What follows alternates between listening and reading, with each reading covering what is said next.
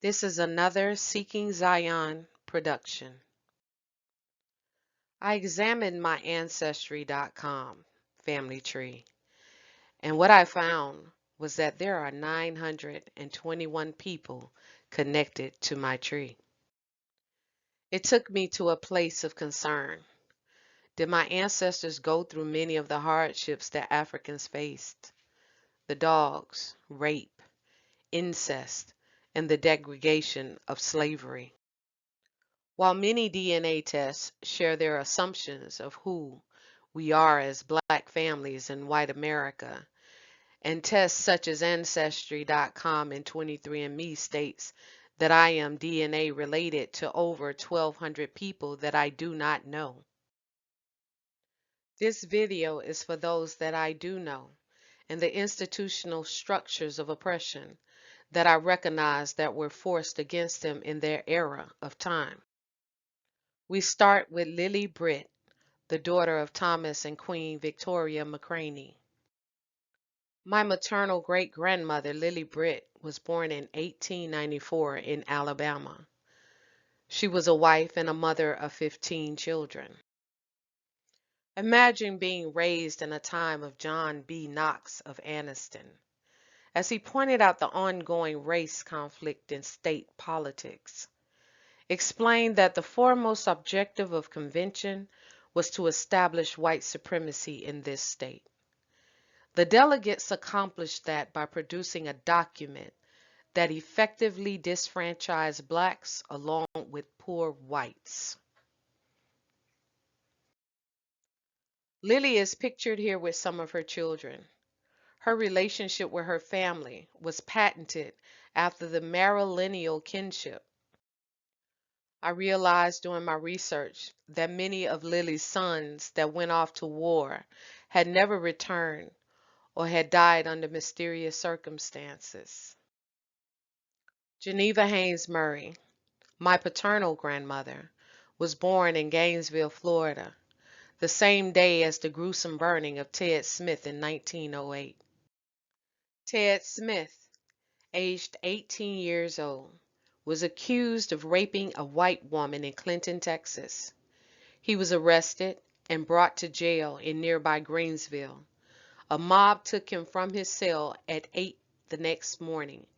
Rather than the usual hanging, they covered him under a pile of wood, doused him with kerosene, and burned him alive in the center of town. In front of a large crowd, the postcards depict the horrible scene, with the crowd gathered around the fire. One shows the wood pile apparently just before the fire started. The last two in the series show Smith's charred remains after the wood had burned away. Geneva Murray was a charge nurse over the local health department and had been respected among the community. Her family and social class and standing were considered of a middle-class family. However, what many do not know because of the secrets that plague many black families is that she was a victim of the Planned Parenthood eugenics program. Women like my grandmother and Fannie Lou Hamer were often betrayed by the medical institution, and as a result, black women were having babies in their bathtubs at home to avoid the same fate. So the hospitals and clinics deployed black nurses to their neighborhoods to check on them. As I mentioned before, my grandmother was born in Alachua County, Florida. I often wonder with Rosewood and Ocoee massacre, how did our family come to rest in Miami, Florida? Was it because of the black massacres at the time? I guess I'll never know.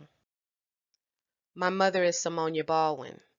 She was born and raised in Dothan, Alabama, until her early teen years, before she relocated to Miami, Florida. I mentioned earlier that I would also be addressing the oppressive systemic issues that surround black families in white America.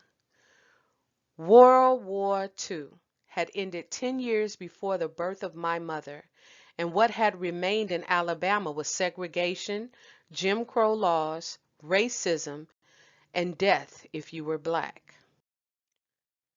In the 1970s, My mother was a well-known lifeguard at the community pools in Miami. She, like many others of the I Am Black and I'm Proud movement, would host rallies and demand justice for all the atrocities that still existed within the black community by the hands of white America. Unknowing to the black community, Richard Nixon had declared war on the black citizens with a campaign of the war on drugs. Yet this war was fought in the homes and streets of the black community because someone flooded the streets with drugs. Many years later, the FBI revealed information that it was the government that had declared war on its own citizens.